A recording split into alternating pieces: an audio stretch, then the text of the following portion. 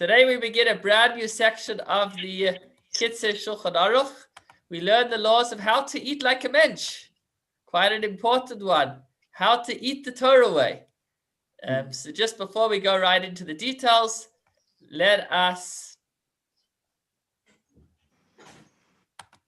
before we get into the details, let us just see where we are in the Kitzur Shulchan Aruch. We're in the laws of meals and food. And we spoke about eating before eating. We spoke about washing. We spoke all about how to say Amatzi. And now it's time to eat, to have the meal. So here we go. Let's take a look at the Kitzur Shulchan Aruch. Sorry, just a moment. Stop share.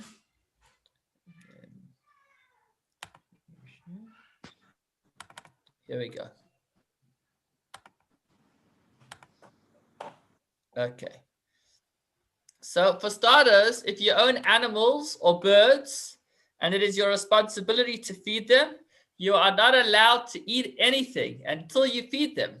As the Torah says, and I will put grass in your fields for your cattle, and you will eat and be satisfied. Thus, the Torah has given preference to feeding the animals before feeding man. As far as drinking is concerned, man comes first, as the Torah says. Rivka said, drink first, and I will also give your camels to drink. When Eliezer, the servant of Abraham, came to look for a wife for his son Yitzchak, so his Yitzchak's future wife first gave Eliezer to drink and then his camels. So from here we see that as far as... Sorry? You know why? Takes a very long time for a camel to drink until lasts for 40 days. In the meantime, the man can die of thirst. Okay. Very good. I like that. Okay. So, maybe it takes animals a lot longer to drink, and so we need to look after ourselves first. So therefore the halacha is that when it comes to food, we are not allowed to sit down and eat until we've given our pets to eat. But as far as drinking, we can drink first. So that is before we even sit down to eat, we first need to make sure that the animals, that our pets, are well taken care of. Okay.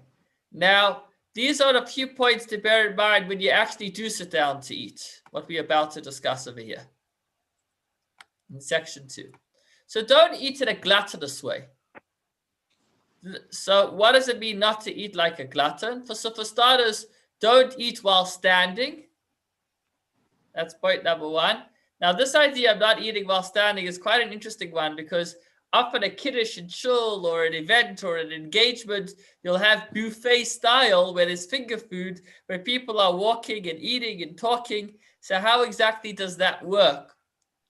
So the truth is, although the Rambam says that a person should not eat while standing, the Shulchan Aruch doesn't mention it as a law per se. So this isn't absolutely binding.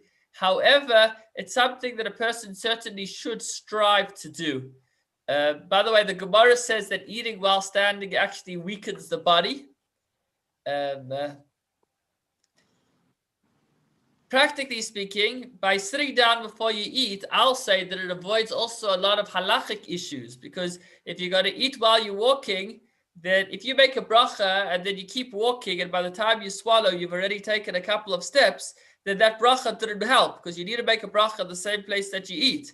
And then that bracha would be in vain and you'd have to make another bracha. So that's one issue. Another issue is when you make a bracha in one room and then you change to another place, maybe you need to make another bracha. There's another issue of forgetting to bench. If you're eating on the go, how are you going to remember if you've benched? As opposed to if you decide to sit down first before you eat, then it resolves all of those issues and make sure that that you're going to swallow where you've made the bracha and that you're staying in one place and you're not going to get up until you've benched. Before you stand up, you'll think, have I benched or haven't I?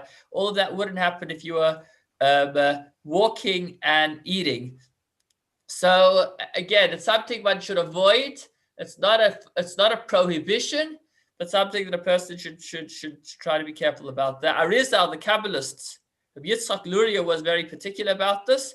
This is most relevant when it comes to making Kiddush, because Kiddush is recited standing. So you got to remember, so you stand up while you're making Kiddush or Havdalah, and then you first sit down before you drink. And that actually is brought in the Shulchan Aruch, the Code of Jewish Law, that one should sit before one actually drinks the cup of wine that they've just drinking on. So there's almost like a break. You made the bracha standing, then you first sit down, and then you drink. Usually you don't want to have any break between making kiddush or making a bracha and eating. But over here, because of the importance of eating while sitting or drinking while sitting, one should actually wait after making the bracha until one is seated before going ahead and drinking the kiddush. That's for Friday night. Shabbos, you can do kiddush sitting for kiddush in the afternoon. Yeah, so there's actually a lot of debate whether Shabbos day kiddush should be done sitting or standing. There's different opinions about that. That's a whole other discussion, but really it goes by your custom. If your custom is to sit for kiddush, then you sit. If your custom is to stand. So I'm not going to get into the details of that at the moment.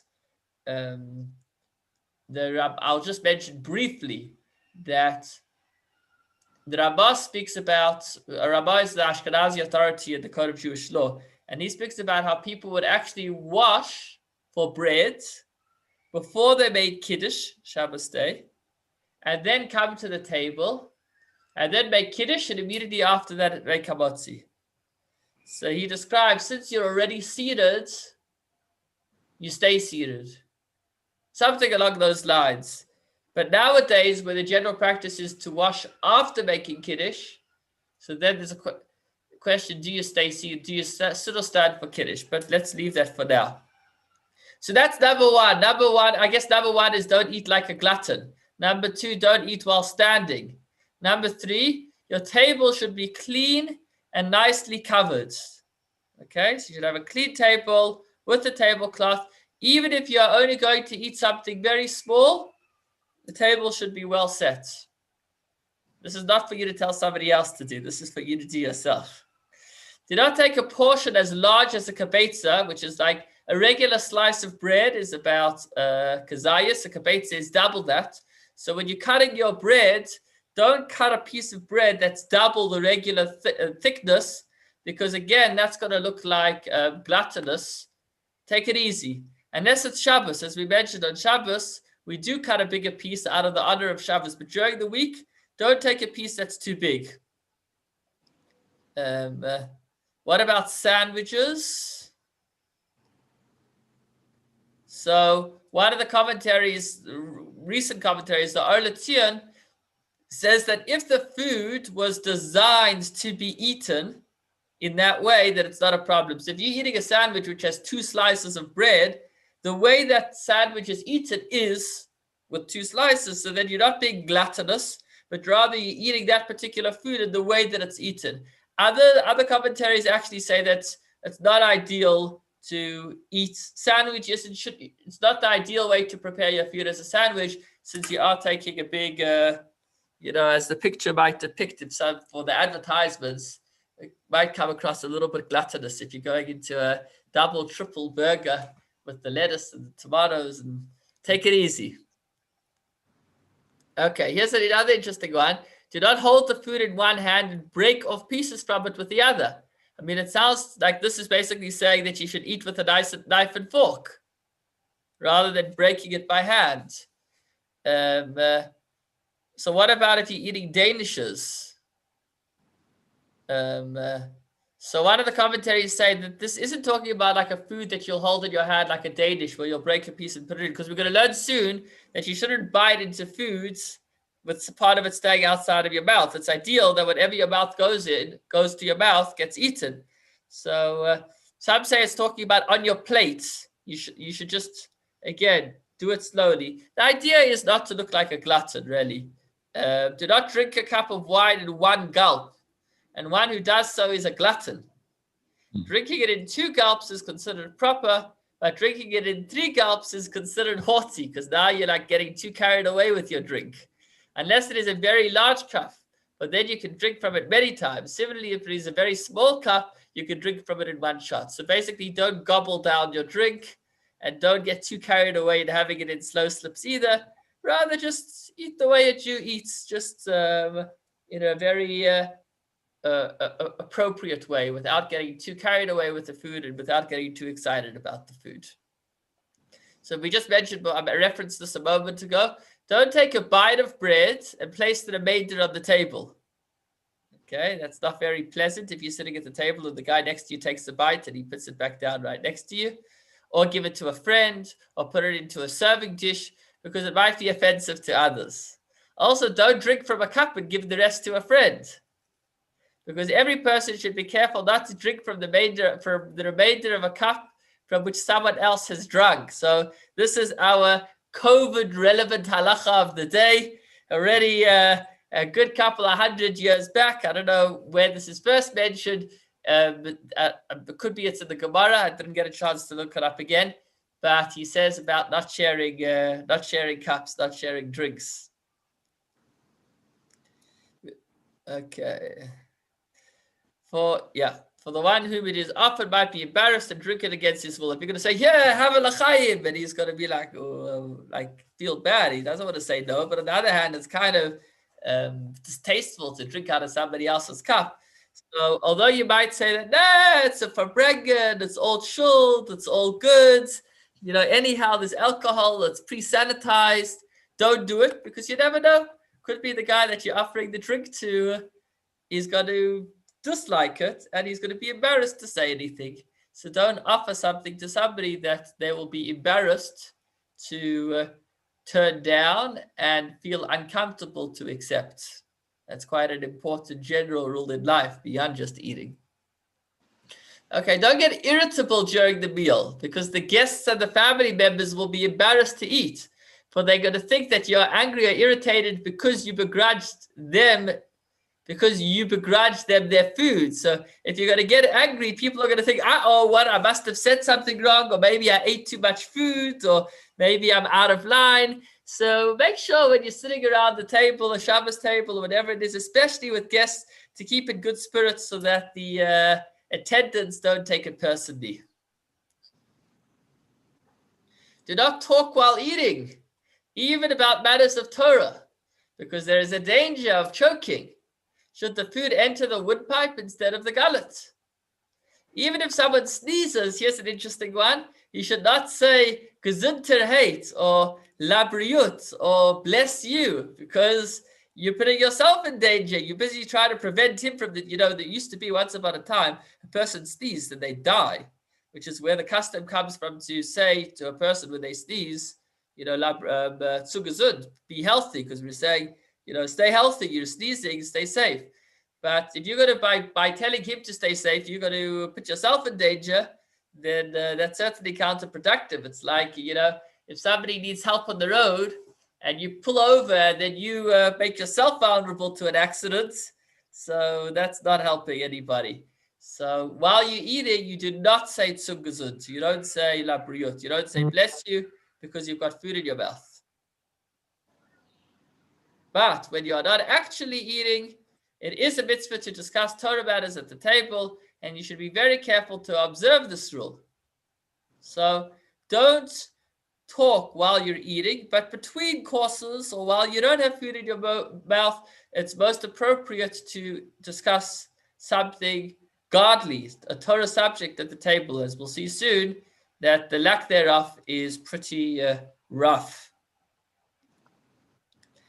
It is also a good custom to say after eating the piece of bread of the Hamotzi, a psalm to David, Hashem is my shepherd, I shall lack nothing. Because by saying that section of Tehillim, you are both saying a section of Torah. Tehillim is part of the Torah, as well as you're also making a prayer on the food. I haven't seen this being practiced today. So that's pretty much some basics as far as at the table. Make sure that you eat like a bench, that you're well seated, that you're not biting out of food, putting it on the table. You're not getting food that's too big that makes you look like a glutton. You're not offering your friend to drink in a way that he'd be embarrassed, and not to talk while you're eating. Okay, if it's a weekday, when you finish benching, we start with Al Naharis Bavel. This comes just before we start the formal part of the benching. Baruch atah Hashem Elokeinu melech haolam hazeh nisa olam. Before you reach that point, First, during the week, you'd say a prayer, Al Naharis Babel, by the rivers of Babylon. We wept and we cried the destruction of the temple.